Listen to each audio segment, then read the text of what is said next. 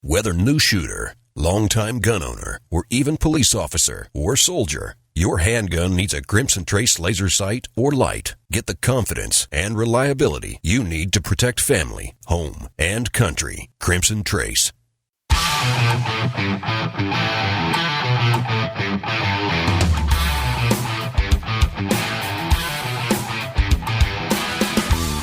Today on Tom Gresham's Gun Talk, we're talking gun values with the Blue Book expert. Plus, foster parents fighting for their gun rights, your range reports, and more. To speak with Tom, call now at 1-TOM-TALK-GUN or 866-825-5486. Now, here's Tom. Oh, yeah. We're going to be talking about guns, gun rights, scopes, optics, ammo. What's your gun worth? We're going to do a whole thing on what is your gun worth today on Gun Talk. By the way, thank you for joining us. I'm Tom Gresham. Appreciate you being here. I'm your host. Who else is going to do this silly stuff? We're open lines for this hour of Gun Talk. If you'd like to join us, it's pretty simple. You give me a call, 866-TALK-GUN, or just dial 1-TOM-TALK-GUN. That will certainly get you in here. And because it's open lines, you get to decide what we're going to talk about, at least for a while. Well, for the most part. There are a few rules, okay? We do require civility. That's hardly ever a problem. We don't talk about misusing guns unless it's to condemn such actions. We're the good guys and gals. We're the ones who own guns, store guns, shoot guns responsibly. Fair enough? If you don't agree with me, boy, I'd love to have you call in. Because here's the deal. I'm not going to shout you down. I'm not going to cut you off, as long as you understand it's a conversation, not a monologue, and we'll have an interesting talk. We may go away still disagreeing, but doesn't mean we have to be disagreeable, does it? Got a lot of things cooking. Let's see. We're giving away stuff, of course, as we always do. If you go to guntalk.com/win, W-I-N, we're giving away Alien Gear holsters this month. Grand prize winners going to get 4 winners, actually. 4 different winners are going to win a holster of his or her choice from Alien Gear holsters. Let's see, we got the new the Cloak Tuck 3.0. That's pretty cool at Alien Gear holsters. Also, we're going to be giving away some books a little bit later on in the show. And don't forget, I hope you have signed up and you're doing the whole daily insane Springfield Armory duel, D-U-E-L, duel, one gun against another. Each day they have you vote for one gun or the other. And they're giving away M1A rifles, they're giving away pistols. I mean, not like just like one, they're giving away a bunch of guns every day. It's insane. If you go to Springfield Armory's website, you can see what I'm talking about. Lots of kind of crazy stuff going on. A little bit later on, we're going to have Steve Fiested from the Blue Book of Gun Values here. Steve, of course, is the go-to guy if you are thinking, wonder what my gun's worth. Well, he's the guy you talk to about that. I chickened out this week. I had a chance, and probably was a good deal, and probably I did not choose wisely. I had a chance to get into my first full auto firearm. I couldn't, if you'll pardon the phrase, pull the trigger on it. The darn things are expensive. It was a really nice M16.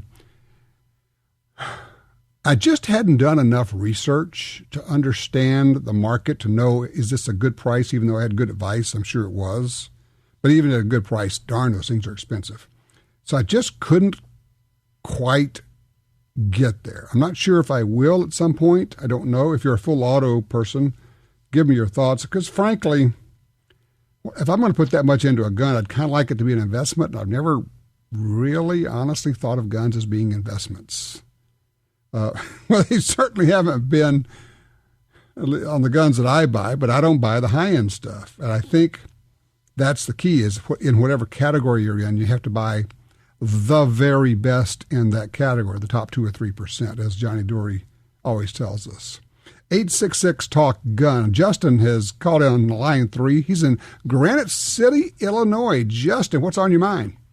Hey, I actually just got back from the range, and I was kind of thinking about this, because woke up this morning and it was rather cool. And I've been kind of curious as to, if you should change your carry ammo per the seasons. As people, as it gets cooler, people wear more layers, and, not all ammunition is created equal. And I just want to see what your thought about it was. And, I want to call early in the program. That way I could get as many responses from people and see what they do as well. Sure. First, let me ask you, what are you carrying? What caliber, what bullets, what ammo? In the wintertime, I tend to carry 4-4 specials in my wheel gun, and I do the Hornady 165 grain. Okay. And I specifically went with those just because, I don't want over penetration. If it's not that gun, it's an M&P 9 compact. Okay, but you said in the wintertime you carry the 44, is that right? 44 special? Yes, a 44 special. But you said you don't want too much penetration. I was thinking that maybe you were looking for more penetration because you're concerned about lots of heavy clothing, denim, that kind of a thing. Well, and that's where I'm kind of, that's why I went with 165 grain, because I figured with the caliber itself, it's going to be like a hot 45. Where a good 44 special is going to be like a hot 45, and so that's why I went the lighter bullet. So, but that's why I'm asking. I don't know if I should go. I'm getting Justin, out on stuff like you do too. Justin, here's what we're going to do. All right, here's what we're going to do. For 2 minutes, you're going to take the light fast bullet argument, and I'm going to take the slow heavy bullet argument. And then after 2 minutes, we're going to change, and I'm going to take the other side. You're going to take my side. And either way, we're going to be right. Okay. Here's the deal is this. First of all, yes, it's pretty smart for you to be thinking about that. But number two, I'm not sure that it's necessary. The ammo we have today is very good. Most of the ammo, a lot of the carry ammo, has gone through what they call the FBI protocol. And that is, it's been tested in shooting through glass, through clothing barriers, through different types of things, and it performs well. As long as you're buying good self-defense ammo, you're probably okay. Maybe, I'm not sure, but maybe one could make the argument that if you carry really small, light guns, 25s, 22s, maybe you'd want to upgrade, but I'm straining to even get there. I think you carry what you carry, and you deal with whatever the problem is the best you can. Carry the best ammo you can. If you were seriously, really concerned about not penetrating through heavy clothing, you might even want to go to a heavier or a hard cast lead bullet. That'll cut through everything. Just, I'm not sure that there's a right answer here, but I would love to get other opinions. Do you change ammo with the seasons? Do you go to different kinds of ammo, thinking bad guy may be wearing real heavy clothes, I got to take care of that? Or you just carry good ammo and call it good? 866-TALK-GUN, just our one Tom Talk Gun. Or you can shoot me an email, tom@guntalk.com. We'll be right back with more Gun Talk.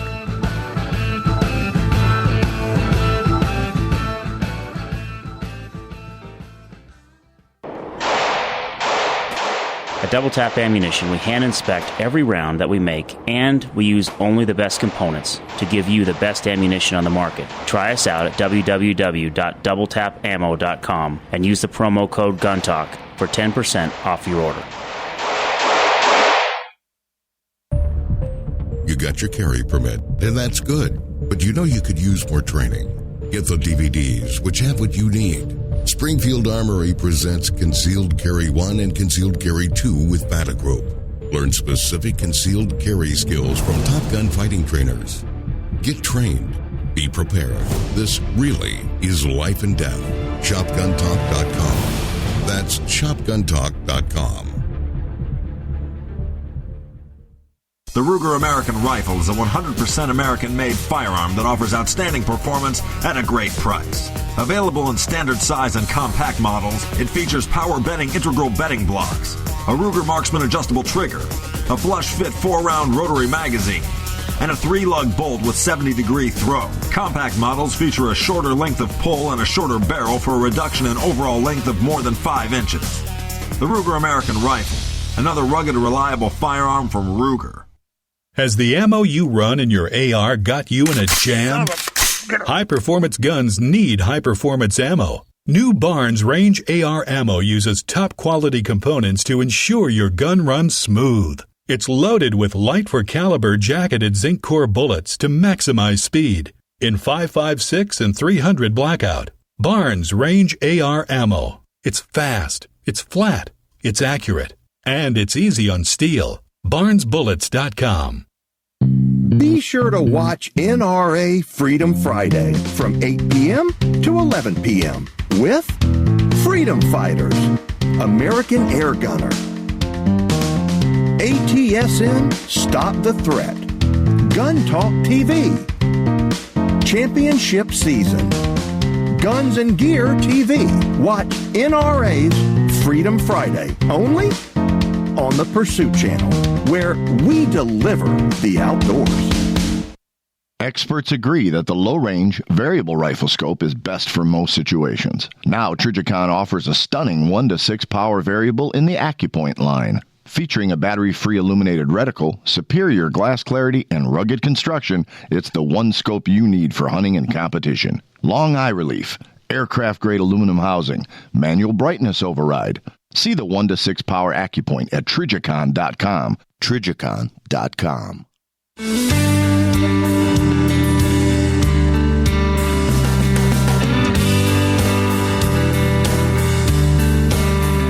All right, you can reach us a lot of different ways. Call us. Well, it's easy. One Tom Talk Gun on your phone. Send me an email, tom@guntalk.com. Over on Twitter, I'm at GunTalk. You can always post a note there. Lots of ways to be involved.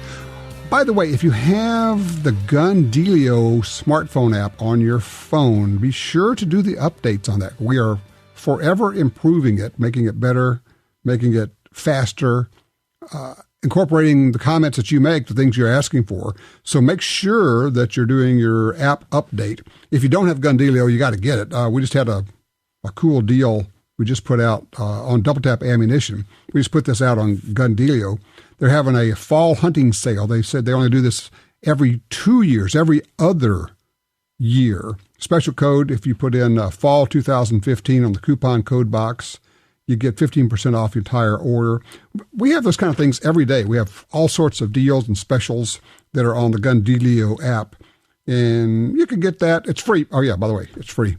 You can get it from the Apple iTunes Store or Google Play, or if you can't remember any of that, you're not sure, just on your phone, important to do it on your phone, go to gundealio.com. Like, what's the dealio? Gundealio.com. Line 2, Bill's with us, Anchorage, Alaska. Bill, what you having a problem with here? Well, I'm having a problem with keeping my powder dry. Literally. Literally, you're right. And in Alaska, I'm talking about a muzzleloader hunt here that I've drawn out on. And in shooting my muzzleloaders, I'm having a real problem up here, and we don't have a humidity problem usually, and it's kind of rainy now. But literally loading the muzzleloader and getting the darn thing to go off, and I'm shooting a percussion cap traditional. And just from the moisture, and I was shooting black powder, and I switched over to the Pyrodex, and it doesn't seem to be any better. So I thought I'd come to you, see if you had an answer, and find out how the old guys kept their powder dry.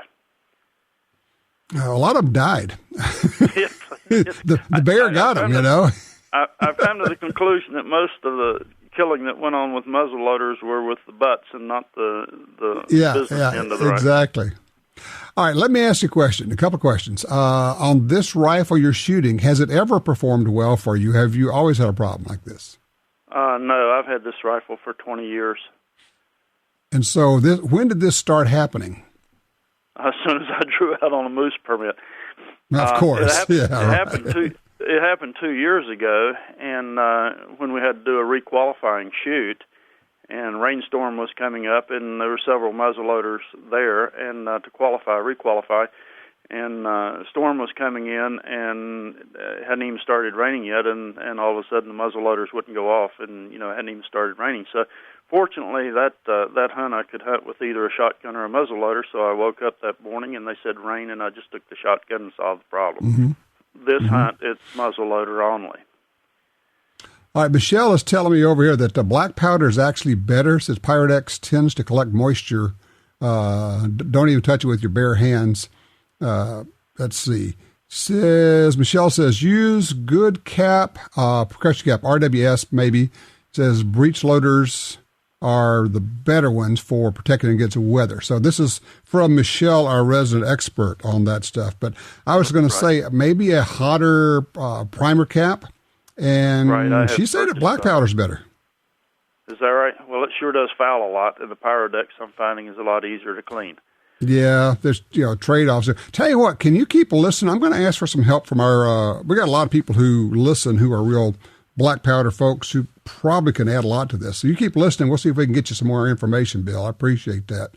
Let me scoot down to Dan on one. He's in Oregon, Elgin, Oregon. Hey, Dan, how you doing? Good, Tom. Good. Good. What you got? What I wanted to get I want to get an opinion from you and a question. So I'll ask for the opinion first. What I got is a 1911, the anniversary model, the 1911, 2011, and it's still a virgin. I haven't fired it yet. And the break-in period on it, I was going to just use what lubricant is on it, and fire maybe 50 rounds at it to get everything, kind of all the metal workings and everything kind of shined up a little bit, and then go ahead and take it down after maybe 50 rounds out of it. What do you think? I think what I would do, I would break it down before you take it out, and I would clean it with a solvent, get everything off of it, all the grease, because there's probably more junk on there than you need. I would re-lube it, maybe with, you can get that free Slip 2000 sample from them. That's just, man, that's some good stuff. Just ask them for their free sample if you don't have any. But I would lube it up, pay a special attention to a couple places, along the rails, of course, where it got a lot of movement, and then the top of the barrel. And let me see, 1911, I think there's a place on top of the barrel toward the muzzle and also maybe toward the back of the barrel. Someone's going to have to help me out on that. But I would shoot it about, like I say, 50 or 100 times. I would take it apart, just field strip it. You don't have to take it apart a lot. Clean it really well and then re-lube it. And for those who don't understand, you know this, I know, but having a good lube on there, when you first are shooting a semi-auto especially, you're actually you're grinding the moving parts smoother. And as you grind them, you get little pieces of metal coming off, and that's going to make it run better, but you need at least, I would lube the heck out of it. When I first break in a gun, I don't think you can over-lube it at first. But I probably, if it were me, I would take off the stuff that came on it, and I would use a real good lube on it to start off with. Okay, so use a good solvent and a good lube, then go ahead and break it in that way. Yep, yep, that's what I would do. Then Go ahead. I'm sorry. Go ahead.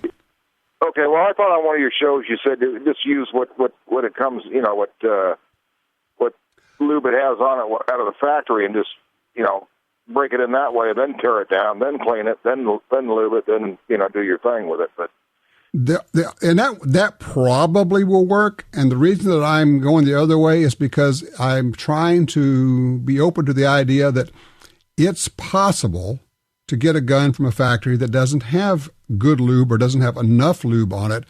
And frankly, I would rather make sure myself that it's ready to go rather than saying, well, they probably did this right.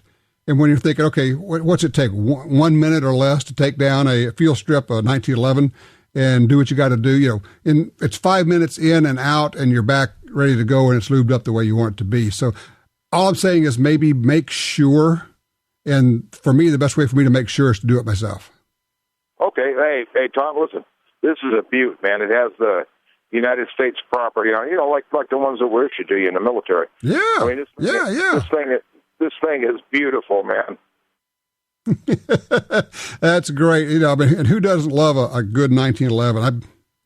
I am such a sucker for them. We've got a couple of Smith & Wesson brand 1911s in the office that we had for the Guns and Gear show. And it's the time of year when we have to return everything to the companies. Well, I keep taking those two and putting them into the back, and they're sending everything back. And I'm going, wait, just don't send those back quite yet. I do not need another 1911. I need one like a hole in the head, and these things are so gorgeous, and they shoot so well. And did I mention I don't need another 1911? Somebody help me out here. Line 3, James is with us in Shreveport, Louisiana. Hey, James, what's up?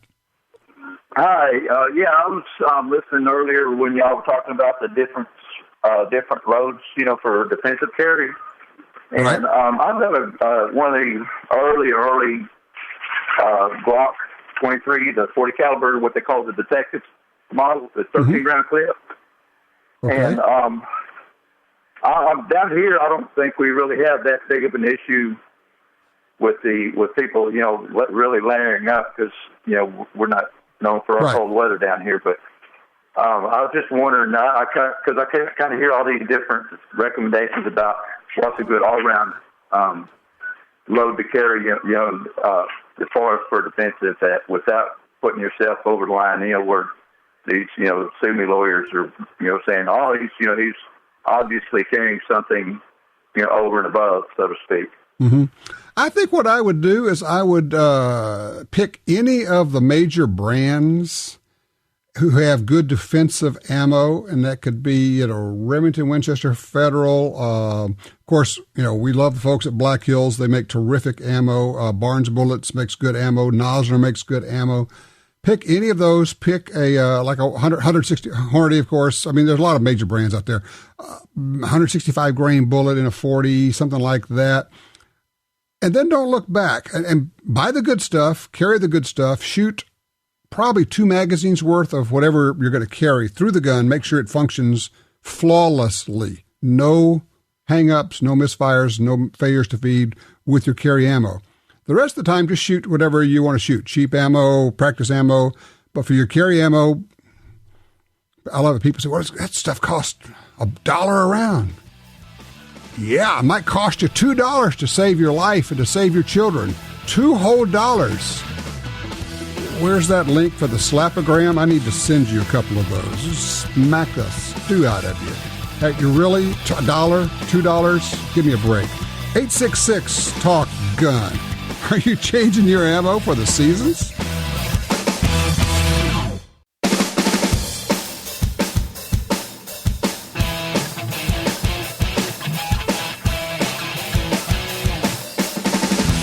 You're listening to Gun Talk, now on more than 200 great radio stations. Now, here's Tom.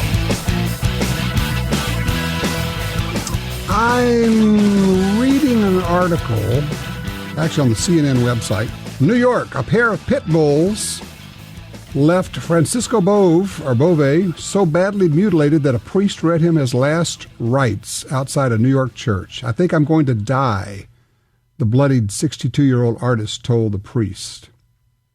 The gruesome attack Friday was captured on video from the window of a tenement in the Bronx. The pit bulls are seen clamping onto his arms with their jaws, shaking their heads violently, dragging him several feet toward the curb. Good Samaritans try to stop the assault, swinging a chain at the animals, spraying them with water. They attempt to encircle Bove, but the dogs swerve around and continued the attack. When you're carrying a gun, do you ever think about four-legged attackers? Have you ever had an occasion to be either afraid of a dog, be attacked by a dog, or maybe even have had to use your self-defense tool against a dog? If so, I'd love to hear that. 866-TALK-GUN. Is that something that you think about? I do. I also understand that, and here's the thing you got to understand. In your mind, as you're thinking about this, you ever seen a dog attack somebody? Man, it's fast and vicious and all of that. And I'm thinking, if it were somebody I loved or somebody I was going to try to save, I think, maybe somebody can help me out with this. In my mind, here's where I've gone with this. I think you have to run up to them and basically shove the muzzle up against the dog at some point, some part. Also watching where the bullet's going to go and it exits the dog, so you don't shoot the person being attacked. But if the dog is clamped onto somebody, something like a pit bull, which clamps on and doesn't let go, I don't think you're going to be able to stand back and shoot. There's too much movement, too much of a chance of hitting the victim. I think you basically got to run up there and stick it in his ribs and shoot him, or do what you got to do. What do you think? 866-TALK-GUN. Line 2, Dale's with us out of Pensacola, Florida. Hey, Dale. Hey, Tom. How you doing? I'm good. Got a powder substitute for that gentleman in Alaska that's having the moisture problems. Okay. Alliant Black MZ. Black MD, like medical doctor MD? No, muzzleloader. It's just Mike Zulu. Black Mike Zulu. Yep. MZ, okay. They tested this against 4 other substitute powders, and it was all left out at 68 degrees and 90% relative humidity. And after 23 days, the Black MZ was still firing reliably. This is good for, I'd use it down to a 36 cap and ball up to a 50 caliber muzzleloader, and works well in everything. And here in Florida with the high humidity, it's always been a problem, but it works. And nice thing about it is it's virtually non-corrosive. You can shoot your black powder gun, and if you don't get to it for a couple of 3 weeks, you're still good. Just kind of like smokeless powder. Son of a gun. That sounds like the answer to this fellow's problem, because he's basically getting misfires. And one of the problems is people may not understand, you can get misfires, you can also get hang fires, right? Correct. So Black MZ, a hang fire, of course, is when you pull the trigger and nothing happens, and then you might take the gun off your shoulder and then it goes off. You go, whoa, that's bad, because it might take 1, 2, 3, 4, 5 seconds. It's why if you pull the trigger and nothing happens, just keep pointing it where you're pointing it. Don't be too quick to put it down and think you screwed up, because it might go off after. Worst case scenario is when you're looking down the muzzle, which is really generally a bad idea. Okay, so Alliant Powder Black MZ Mike Zulu. Dale, thank you very much. That is good info. We'll pass that along. I hope that Bill in Anchorage has gotten that information. Line 4, Doug, Benton, Louisiana. Hey, Doug, what you looking at? Hey, Tom. When my carry ammo, I do rotate it every 6 months. In fact, I fire off what's in the pistol to make sure everything is going to work properly. But when I buy the ammo, I will typically, depending on how fat the wallet is, I will typically buy 2 to 4 boxes, all of the same lot number, and then take them all out of the box, inspect them, case gauge them, length check them, everything you can do from the outside. Then I get the digital scale and I start weighing them and sorting by weight. The rounds that are at the top of the bell curve, I use for carry ammo. The outliers on the low end and the high end, I test fire. The reason being, how do you know that factory ammo actually has powder in it? I had 2 rounds, 380 and the 45 factory ammo with no powder. Fortunately, it was not. Really? They were not in life-threatening situations. And I have a friend that said, when I started doing this, that this was a bunch of foolishness. Pulled the 38 out of his pocket that had carried for a year, pointed at the target, pulled the trigger, and it went. So he had one. And really? The inside of the case will be just as clean as can be. It looked like virgin brass because there was no powder in the case. Okay, one thing Jim just pointed out here that I want to address, he said, well, that's why we do the tap rack drills, except in this case, if you have just a primer and no powder, your tap rack drill will do you no good whatsoever because you just shoved a bullet into the barrel and it's stuck there. That's correct. Sometimes if you're lucky with an auto loader, and both times I was, the primer itself will blow the bullet out of the barrel. But with the revolver, it won't. If you need a chuckle, my first no powder round was my first shot out of a 1911 45 that we had just bought, and I'd heard all the horror stories. I was a 16-year-old kid, heard all the horror stories about how powerful this thing was, and I took a shot at a tin can out in the pond, and the bullet landed about halfway out from the shoreline to the pond, and I said, this is going to rip somebody's arm off. Yeah, I said, I don't think so. Well, it is fascinating, and I got to admit, I had never thought of weighing factory ammo. I have not been as unlucky. I've not really had problems with factory ammo, but then again, as we say, it's only your life. Why would you care so much about that? Yeah, there's no harm to that. Measure it, weigh it, check it. Shoot the ones that are on either the high side or the low side. Make sure that everything's functioning through your gun. I guess it's a matter of peace of mind. Have you ever done such a thing? Have you ever weighed or checked out your factory ammo? 866-TALK-GUN.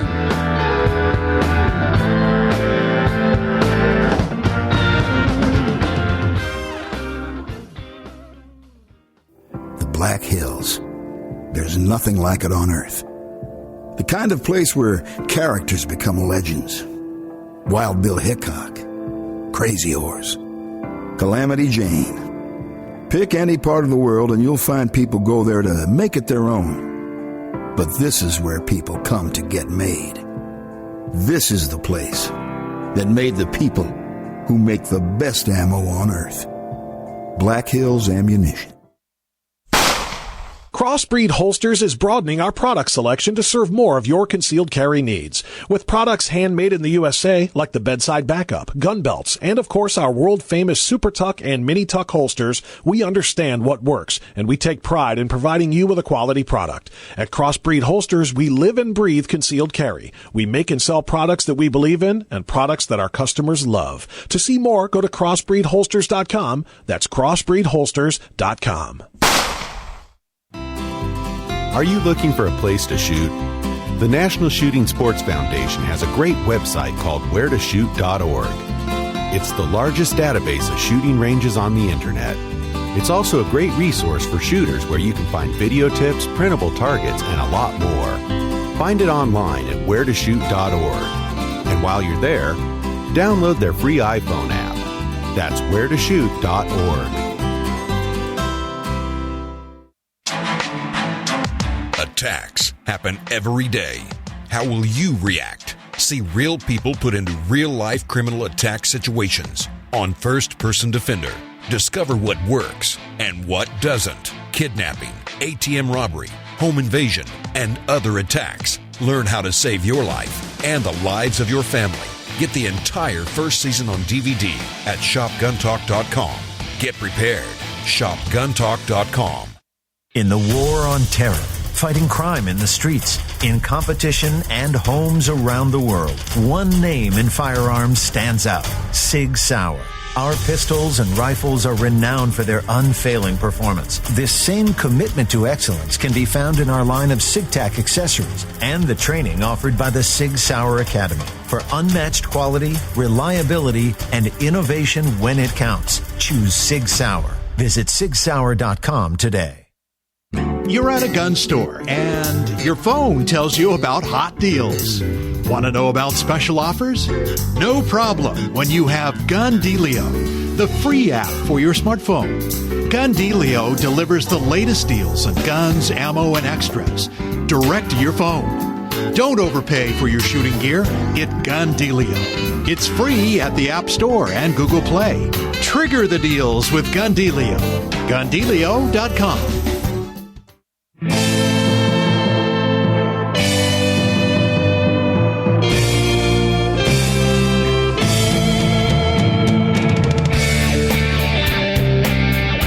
All right, Nathan is called in from Central Kentucky on 3. Nathan, what's on your mind here?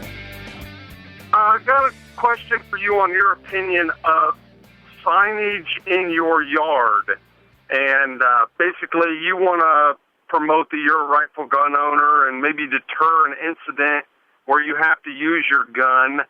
But at what point can that signage be used against you in the court of law, basically saying you're a bloodthirsty psychopath with premeditated motives? I guess it kind of depends on what the sign says. I mean, if it says, if you can read this, you're in range, that might be one thing.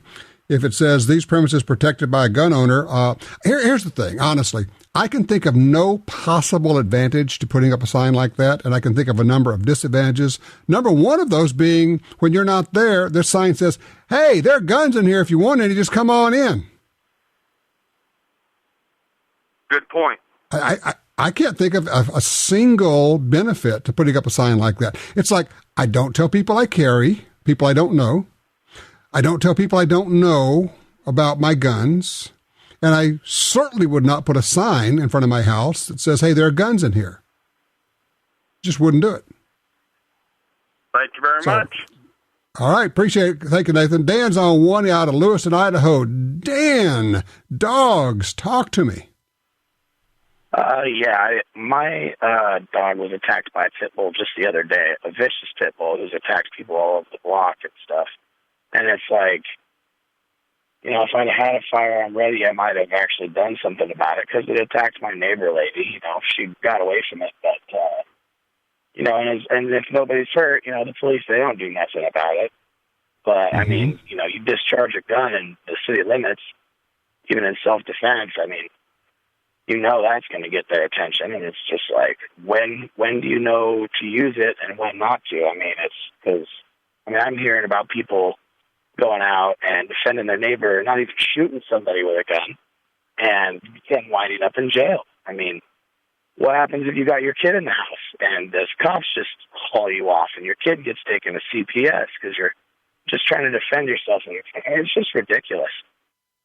Well, it's a great question. It comes down to this. If you are being attacked or somebody else is being attacked and it is a person is put in fear for their life or grave bodily harm, and a dog can absolutely harm you, give you grave bodily harm, and can kill you if it's a decent-sized dog, I think using a firearm would be justifiable in every single instance. Again, you have to be careful about it. But there's a lot you just saw this dog attack your dog. It's like a blur of activity. Now, if you had somebody on the ground, the dog was on top of them, biting them and all, if you could run over there, basically grab hold of that dog, stick a muzzle in its ear or in its ribs and pull the trigger, maybe you could stop it. It's an ugly situation, but there's not a lot of other ways to get a true attack dog off of somebody. And as far as being concerned about if I use my gun, they're going to take me away, definitely a possibility. But here's the thing. The only time you would use your gun is if you or a loved one is about to get killed. At which point you do what you got to do, and then you worry about problem number 2 when you get to problem number 2. Problem number 1 is we all got to live through the next 5 seconds. So yeah. I don't really worry about the whole, they're going to arrest me. Yes, of course. They may not. I don't know. I don't care. I'm quite literally, I do not care. I'll deal with that in court. I'll deal with that another time. Right now, there's a guy coming at me with a knife, or there's a guy has a gun, or there's a great big dog that has my wife on the ground and is liable to kill her.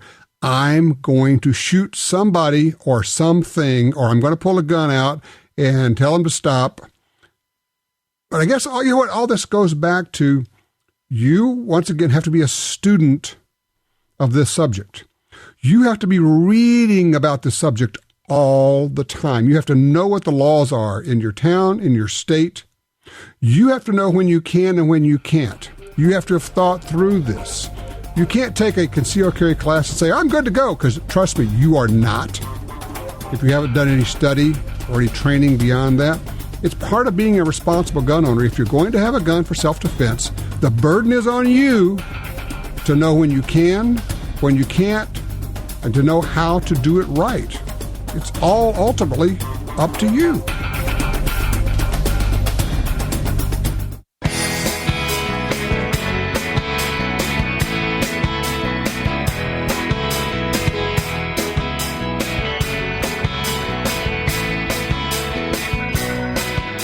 All right, back with you here. Let's go straight to the phones. Matthew's in Baker City, Oregon on 2. Hey, Matthew, what's this story about the dog?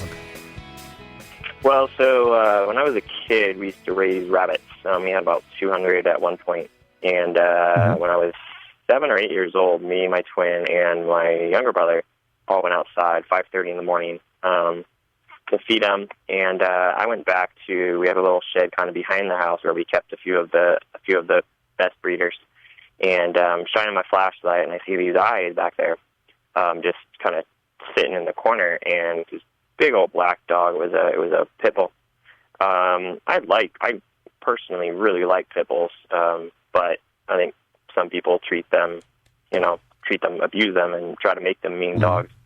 Anyway, so I immediately call for my other two brothers and then kind of panic, run back into the house to get my dad. And so my other two brothers, my twin and my younger brother, both come back to where they heard me shouting. And they go back there and they're just kind of frozen there. And while I'm inside getting my dad, we hear this scream, run outside, and my twin is on the ground. My dad had grabbed his gun because I told him there was a dog, grabbed a shotgun. He had quite the arsenal back in the day. I don't remember what kind of shotgun it was, but he runs out there with the shotgun, go outside, and the dog is standing over. He wasn't biting my brother, shockingly. Kind of reminds me of the story of Daniel in the Lion's Den, because this dog just knocked my brother to the ground and is standing over him, growling, like barking, like really viciously. You know how pit bulls can do. And my brother's just screaming on the ground, and my dad didn't hesitate, just drew on him, shot him right in the head with the shotgun, and then the dog kind of dropped. My brother scrambled out from under him, and my dad shot him again. But it was really, really close call, and your conversation about that earlier just reminded me of what a kind of miracle that was, and how glad I was that my dad, we lived in a little, kind of in the woods, so people heard the shot and then came looking for their dog a day later. It was a neighbor's dog, but can't, I love dogs, but I can't feel sad about that. I mean, my brother's, 7 years old, little kid, he could have been dead, a couple bites, so. Yep. Yeah, I just thought I'd share that. All right. Well, I appreciate that. Man, as you're talking and telling that story, I'm right there with you. Matthew, thank you for sharing that. I love dogs. I've had a lot of dogs, a lot of big dogs. But I've also seen dogs that were bad dogs. And it's always interesting to me. People say, well, not my dog. Does your dog bite? That's not my dog. People who say, oh, my dog would never do that. Yeah, well, maybe. Ultimately, it doesn't really matter. If the dog is attacking someone, you can lose a hand, you can lose an arm, you could lose an eye, you could be killed. People have been killed in dog attacks. I guess what I'm actually saying is, think about that. It's how I'm always talking about, you have to be a student of this. You have to have thought about all these scenarios. You have to have gone there in your mind before you can take your body there. The body won't go where the mind is not already gone. You have to have been there. Yeah, that's a good point. That's why cops use dogs, because they work. Think that through. Give that some thought. And say, well, I only go to the good parts of town. I don't worry about that. Yeah, right. Are there any dogs there? Are the dogs running around the neighborhood? Could there be a dog loose running around the neighborhood? Yes, of course there could. Anywhere. That's why we always carry, everywhere. You have a gun that you think might be worth something. You're not sure. Tell you what, go get it. Get it out of the safe, get it out of the closet, get it out of wherever it is, because coming up we're going to have a gun expert, a gun values expert. Your chance to call in. It's helpful if you have the gun with you, when you can describe it. This is what it is. This is what it looks like. Our number is 866-TALK-GUN. What is your gun worth? That's what we talk about when we come back right here on Gun Talk.